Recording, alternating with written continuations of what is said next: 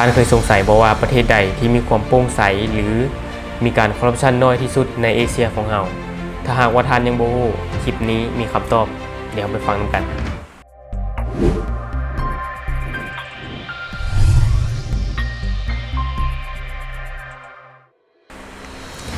สบายดีท่านผู้ชมกลับมาพบกับช่อง Talk the New เนาะและในมื้อนี้เฮาสิมาเว้าถึงการคอร์รัปชันเนาะถ้าเว้าถึงการคอร์รัปชันเนาะบ่ว่าจะอยู่ประเทศใดมันมีเบิดเนาะอย่าว่าเกือบทั่วโลกถือว่ามีเบิดเลยการคอร์รัปชันเนาะเพราะว่าการคอร์รัปชันมันก็มีหลายแบบเนาะ1คือการคอร์รัปชันหรือว่าการทุจริตในวงการภาครัฐ2การคอร์รัปชันในแวดวงธุรกิจอย่างต่างๆ3การคอร์รัปชันในชีวิตประจำวันเนาะบางคนก็อาจจะยังบ่ฮู้ว่าการคอร์รัปชันมันแม่นหยังเนาะ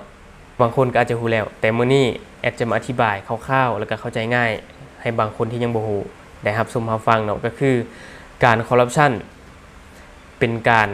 ใช้อำนาจหรือว่าใช้สิทธิ์ไปในทางที่ผิดที่บ่ถูกต้องเนาะก็คือใช้สิทธิ์ใช้อำนาจเพื่อผลประโยชน์ส่วนตัวหลายกว่าส่วนรวมเนาะอันนี้ก็คือเข้าใจง่ายๆหรือว่าโกงแล้วเรามาเว้าถึงข้อเสียของการคอร์รัปชันเนาะซึ่งข้อเสียของการคอร์รัปชันมันมีหลายเนาะหลายกว่าข้อดีแทบจะบ่มีข้อดีเลยก็ว่าได้เนาะ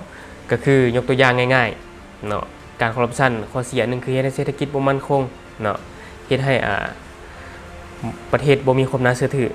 เนาะแล้วก็หลายๆอย่างอย่างเช่นประเทศเวเนซุเอลาเนาะประเทศเวเนซุเอลาหลายๆคนก็อาจจะคุ้นหูเนาะ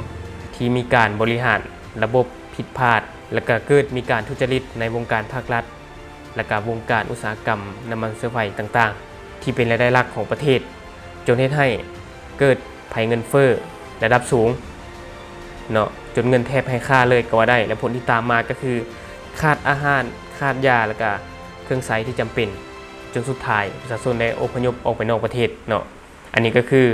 ข้อเสียที่จะตามมาถ้าหากว่าเกิดมีการคอร์รัปชันหลายเนาะและบางคนก็อาจจะยังบ่ฮู้เนาะว่าในเอเชียของเรานี่นะ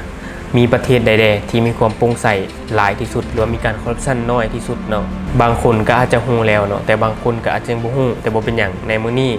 ช่อง Talk the New ของเราเก็บมาฝากท่านผู้ชมเนาะอันดับแรกเลยก็คือประเทศสิงคโปร์เนาะสิงคโปร์ได้รับคะแนนความโปร่งใสอยู่ที่85คะแนนแล้วก็อยู่ในอันดับ5ของโลกเนาะก็ถือว่าเป็นประเทศที่พัฒนาแล้วก็มีความโปร่งใสเนาะแล้วก็มีเศรษฐกิจที่มั่นคงเนาะอันนี้คือประเทศที่ได้รับคะแนนความโปร่งใสอยู่ที่85คะแนนเนาะแล้วต่อมาก็คือประเทศซีเรียเนาะประเทศซีเรียได้รับคะแนนความโปร่งใสอยู่ที่13คะแนนเนาะแล้วก็อยู่ในอันดับที่178ของโลกเนาะอันนี้คือประเทศซีเรียต่อมาก็คืออัฟกานิสถานเนาะอัฟกานิสถานก็คือได้รับคะแนนความโปร่งใสอยู่ที่16คะแนนเนาะและอยู่ในอันดับที่174ของโลกเนาะก็ถือว่ามีการคอร์รัปชันหนักอยู่เนาะถ้าหากว่าเปรียบเทียบในแถบเอเชียของเราเนาะและต่อมาก็คือประเทศเกาหลีเหนือเนาะเกาหลีเหนือนี่ได้รับคะแนนความโปร่งใสอยู่ที่17คะแนนเนาะ17คะแนนแล้วก็อยู่ในอันดับที่172ของโลกเนาะเกาหลีเหนือก็ถือว่าสูสีกับอัฟกานิสถานแล้วก็ซีเรียเนาะก็ถือว่าสูสีกันอยู่และต่อมาก็คือประเทศไทยได้รับคะแนนความโปร่งใสอยู่ที่35คะแนนเนาะและก็อยู่ในอันดับที่108ของโลกและก็อยู่ในอันดับที่4ในเอเชียของเราเนาะที่มีความโปร่งใสหลายอยู่เนาะทางเปรียบเทียบในประเทศก่อนหน้านี้เนาะและนี่ก็คือข้อมูลในปี2566เนาะซึ่งอ้างอิงมาจากเว็บไซต์ไทยพับลิกาเนาะซึ่งทุกคนก็สามารถเข้าไปเสิร์ชใน Google แล้วก็ไปอ่านเพิ่มเติมได้เนาะและต่อมาก็คือลาวเฮาเนาะในปีนี้ยังบ่มีข้อมูลเทื่อเนาะทางว่ามีข้อมูลแล้วทางช่องจะเก็บเอามาฝากท่านผู้ชมอีกเทื่อนึงเนาะแต่เฮามีข้อมูลในปี2019หรือ2562เนาะก็คือลาวอยู่ที่อันดับ130ของโลกเนาะแต่ในปัจจุบันยังบ่มีข้อมูลเทื่อแต่ก็เชื่อว่าทางการของลาวเองก็เร่งและก็ติดตามแก้ไขปัญหานี้อยู่เนาะเพราะที่ผ่านมาก็มี2ข่าวหรือมี2เพจที่เขาเจ้าได้รายงานไปก็คือ1คือพนักงานรัฐวิสาหกิจไฟฟ้าลาวแล้วก็ผู้รับเหมาโครงการเครื่องไฟฟ้าน้ำหินปูนอยู่แขวงคำม่วนเนาะถูกดำเนินคดีย้อนร่วมกันซ่อโกงเนาะและต่อมาก็ยังมีอีกข่าวนึงเนาะที่แขวงอัตตปือได้กวดพบและกักตัวพร้อมยึดทรัพย์พนักงานแขวงและกลุ่มแก๊งจำนวน21คนเนาะที่ได้ร่วมกันซ่อโกงมูลค่าเสียหายหลายกว่า 2,500 กว่าล้านดอลลาร์สหรัฐเนาะ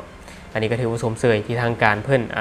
เบิ่งเห็นปัญหานี้แล้วก็เร่งการแก้ไขอยู่อันนี้ก็ถือว่าสมเสยเนาะและบัดนี้เฮามาเว้าถึงข้อดีของการแก้ไขปัญหาคอร์รัปชันเนาะการแก้ไขปัญหาคอร์รัปชันนี่มันมีข้อดีหลายอย่างเนาะหนึ่งเลยคือช่วยการรั่วไหลของงบประมาณของรัฐเนาะสองก็คือช่วยให้เศรษฐกิจเติบโตอย่างมั่นคงเนาะแล้วก็ยังมีข้อดีหลายอย่างเนาะถ้าว่าเศรษฐกิจมั่นคงก็สร้างความน่าเชื่อถือให้กับต่างประเทศเนาะแล้วก็สามารถดึงดูดนักลงทุนหรือว่านักท่องเที่ยวจากต่างประเทศได้เนาะอันนี้ก็คือข้อดียังมีหลายๆอย่างเนาะและทั้งหมดก็คือสิ่งที่เราอยากจะนำเสนอในมื้อนี้เนาะสำหรับท่านใดที่เบิ่งคลิปของเราแล้วรู้สึกว่าคลิปของเรามีสาระหรือว่ามีประโยชน์เนาะก็อย่าลืมกดติดตามช่องเพื่อเป็นกำลังใจให้เ